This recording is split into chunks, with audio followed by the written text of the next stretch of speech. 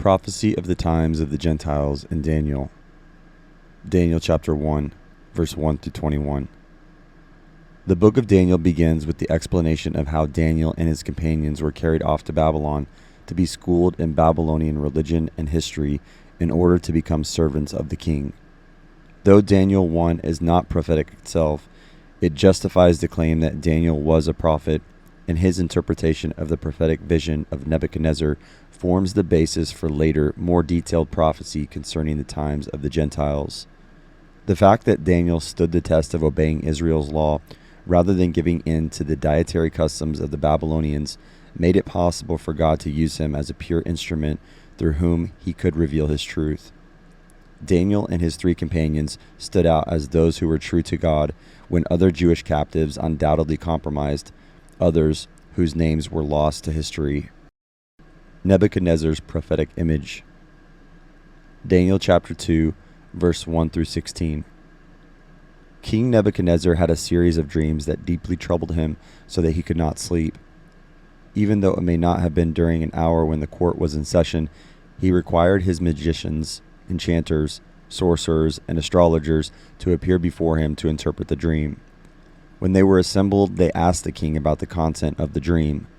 He informed them, however, that he was not going to tell them the dream, and if they would not tell him the dream and its interpretation, they would be cut into pieces and their houses destroyed. This was no idle threat, as ancient monarchs were known for cruel, unusual punishments. Scholars are divided as to whether Nebuchadnezzar purposefully withheld knowledge of the dream or did not remember the dream well enough to communicate it to his counselors. There was a possibility that Nebuchadnezzar, a young ruler who had inherited these counselors from his father, was somewhat impatient with their claims to supernatural powers and knowledge and wanted to test them. Though the counselors pled with the king to inform them concerning the dream, the king reaffirmed that if they did not tell him the dream and its interpretation, the penalty would be inflicted. When the astrologers protested that this was a request that no king had ever demanded of his subjects, the king was so angry that he ordered their immediate execution. Daniel and his three companions, though classified as wise men, were apparently not in the company, but they were sought out for execution along with the others. When the commander of the king's guard, Arioch, informed Daniel of the decree, Daniel went in to the king and asked for time so that he might interpret the dream for him. Apparently, Nebuchadnezzar had cooled down, and the thought of this young servant, not yet 20 years of age, being able to interpret the dream, no doubt intrigued him and set Daniel apart from the fawning counselors with whom the king had dealt first. Daniel chapter 2, verse 17 and 18. Daniel shared his problem with his three companions, Hananiah, Mishael, and Azariah, and together they turned to the Lord in prayer that they might have this secret revealed to them. Daniel chapter 2, verse 19 through 23. Daniel had the secret revealed to him in a night vision, and immediately gave praise to the Lord in a remarkable poetic utterance. Daniel chapter 2, verse 20 through 23. Daniel's praise to the Lord revealed his spiritual maturity, careful choice of words, and fitting recognition of the wisdom and power of God and his mercy in revealing to Daniel the secret of the dream. Daniel 2:24. Daniel reported to Arioch that he would interpret the dream, and Arioch immediately, hoping to gain favor from the king, went to Nebuchadnezzar and stated, "I have found a man among the exiles from Judah who can tell the king what his dream means." Daniel 2:25 through 28. Having been given immediate audience with Nebuchadnezzar, Daniel, in his answer to the king's question, was careful to attribute the revelation to God rather to any human intelligence. He told Nebuchadnezzar, "No wise man, enchanter, magician, or diviner can explain to the king the mystery he has asked about, but there is a God in heaven who reveals mysteries. He has shown King Nebuchadnezzar what will happen in days to come. Your dream and the visions that pass your mind as you lay on your bed are these." Daniel 2:29 through 35. Daniel described the vision and said it was like a large statue, an enormous, dazzling statue, awesome in appearance. The statue in the vision apparently was larger than the normal stature of a man. and the statue stood close to the bed of Nebuchadnezzar in a situation that would cause Nebuchadnezzar to respond with fear. Daniel further explained that the head of the statue was of pure gold, and that the upper part of the body was of silver. He further described the lower part of the body and the thighs as made of bronze. The legs were made of iron, and the feet part iron and part clay. Daniel recorded how in the dream Nebuchadnezzar saw a rock was cut out, but not by human hands, and that it struck the statue on its feet of iron and clay and smashed them. The result of the impact of the rock on the statue was that the whole statue broke up into fine pieces and became like chaff on a threshing floor. He then saw the chaff blown away so that all the debris of the statue disappeared. Finally, Daniel recorded that he saw the rock that struck the statue became a huge mountain and filled the whole earth. No doubt Daniel's recital of the vision's details either reminded the king of the dream he had or confirmed what he remembered. In any case, he was astounded that Daniel told him the dream. Daniel 2:36-45. Having told the dream, Daniel explained its meaning. He reminded Nebuchadnezzar that he was a great king, and that God had given him a great dominion and glory, not only over men, but beasts as well. He declared to Nebuchadnezzar, "You are that head of gold." Daniel explained that the upper part of the body represented another kingdom that was inferior to the kingdom of Babylon, and that it would be followed by a third kingdom of bronze that will rule over the whole earth.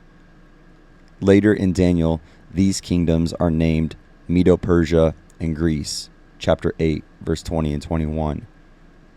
Then Daniel defined the meaning of the fourth kingdom represented by the iron legs and feet of iron and part of pottery. He declared, "Finally, there will be a fourth kingdom, strong as iron, for iron breaks and smashes everything, and as iron breaks things to pieces, so it will crush and break all the others." Chapter 2, verse 40. A separate explanation is given of the feet and toes, which were partly of baked clay and partly of iron. Daniel said that they represented the divided kingdom, verse 41. It would have the strength of iron, but the weakness of clay pottery, verse 42. Daniel explained the mixture of clay and iron as representing the mixture of people who were not united, verse 43. In the vision there remained the explanation of the rock that destroyed the image and then grew to be a mountain. Daniel explained this. In the time of those kings, the God of heaven will set up a kingdom that will never be destroyed, nor will it be left to another people. It will crush all those kingdoms and bring them to an end, but it will itself endure forever. This is the meaning of the vision of the rock cut out of a mountain, but not by human hands, a rock that broke the iron, the bronze, the clay, the silver, and the gold to pieces.